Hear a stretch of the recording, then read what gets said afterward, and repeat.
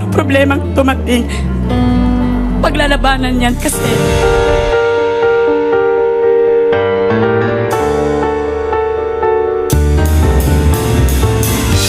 Marami ang sobrang nag-alala sa recent social media post ng comedian actress na si Melay Cantiveros na ang panganay na anak nito ay ibinalitang nakasalukuyang naka-confine sa ospital ang panganay niyang anak na si Mela.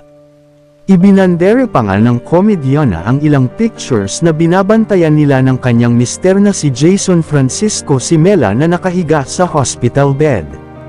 Hindi na idinetalye ng actress kung ano ang nangyari sa anak, pero lubos siyang nagpapasalamat dahil okay na raw si Mela. Pinasalamatan din ni Melay ang kanilang doktor at nurses na nag-aalaga at nag-aasikaso sa kanyang anak.